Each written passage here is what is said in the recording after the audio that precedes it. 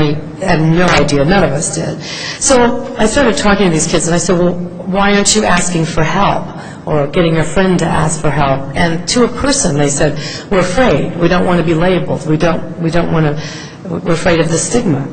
So I realized that the shame and the fear that I had seen in my mother's generation was now being passed on to the next generation, and that it had to stop, and it was going to stop with me anyway. So I thought I would tell my stories to these kids, my story to these kids, to encourage them, but then I realized I needed to just tell it publicly. And I did that thinking that it would help people and end the discrimination from the healthcare policy part. I'm happy to say that it has been one of the best decisions of my life and one of the most fulfilling ones as well. Now, in 1992, Al was elected vice president, and I became the so-called second lady. I have to tell you, I don't like the term second lady. First of all, you feel like you just didn't try hard enough. You also feel like there's very few possibilities for promotion.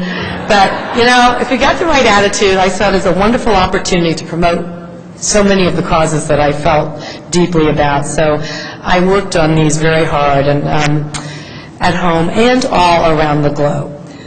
So over my 8 years at the White House, I worked to increase funding for housing that brought thousands of men, women, and children off the streets, and I organized a national photographic exhibition and book showing the solutions to ending homelessness in America.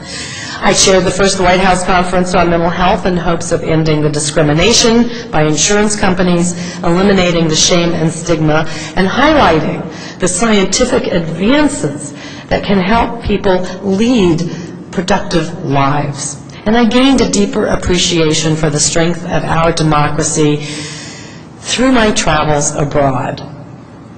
And through my photos, I was able to play a small part in educating others to the needs of many around the world.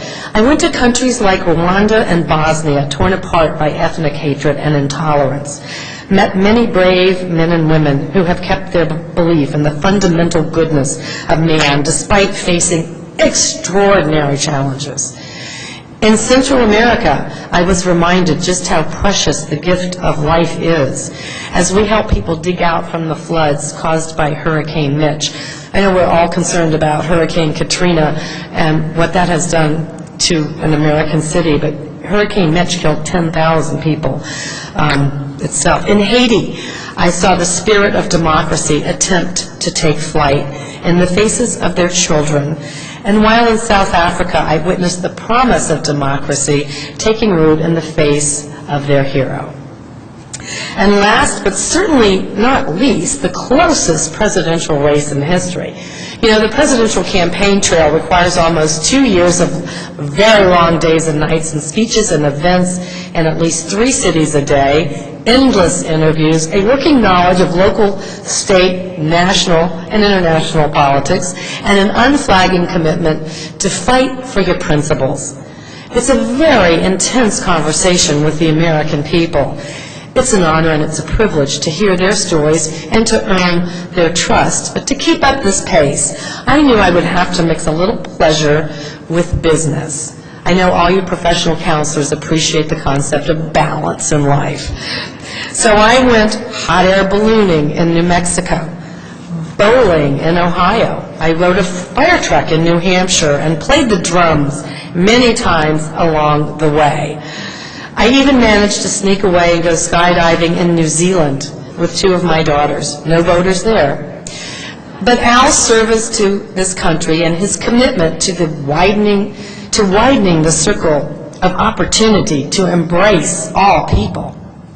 Even his wife, his unshakable faith in the democratic process, well, I've never been more proud.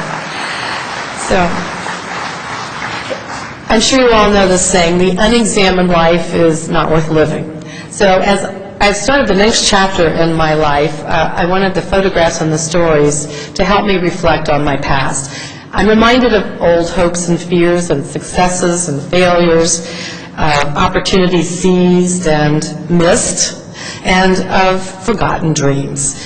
But what I've discovered isn't new, and if you were putting together your own photo album, you would come to the same conclusion that I did. It's the journey. The journey is the reward. But don't ever shortchange yourself by focusing on unfulfilled dreams. Instead, reflect on whether or not you've made the most of the unexpected twists and opportunities that have come your way. And most of all, be sure that you always cherish your family and your friends. Someone sent me something after the 2000 election, which I love. I'm sure you're aware of it, familiar with it. It's from John Wesley. So it's kind of become my mantra, and it's do all the good you can in all the ways you can, in all the places you can, at all the times you can, by all the means you can, to all the people you can, as long as ever you can. Thank you for all that you do. Thank you. Thank you. Thank you so much. Thank you very much. Thank you. Thank you very much. Thank you. Thank you.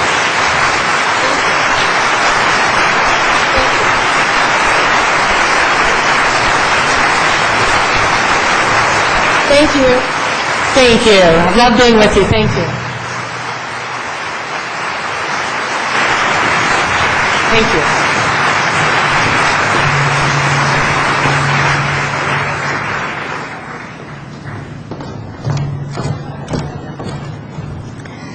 Mrs. Gore, we are just so appreciative. I personally want to thank you from the bottom of my heart for the love you exuded today, for the encouragement you gave us all as people. That's the important thing, it's people. Extraordinary situations, but ordinary people, that's all of us. So thank you. We have some special gifts for you from the Canadian Counseling Association and the American Counseling Association. So if you indulge me a minute.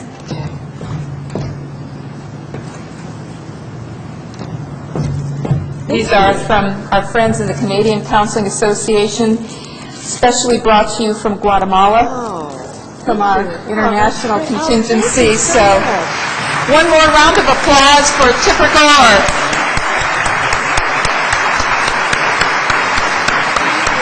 Thank you very much. Thank you, over here. Thank you all for being here. We hope you continue to enjoy the convention, to enjoy one another. So Mrs. Gore will be here. If some of you want to greet her, she's very approachable. But anyway, thank you, and let the convention continue.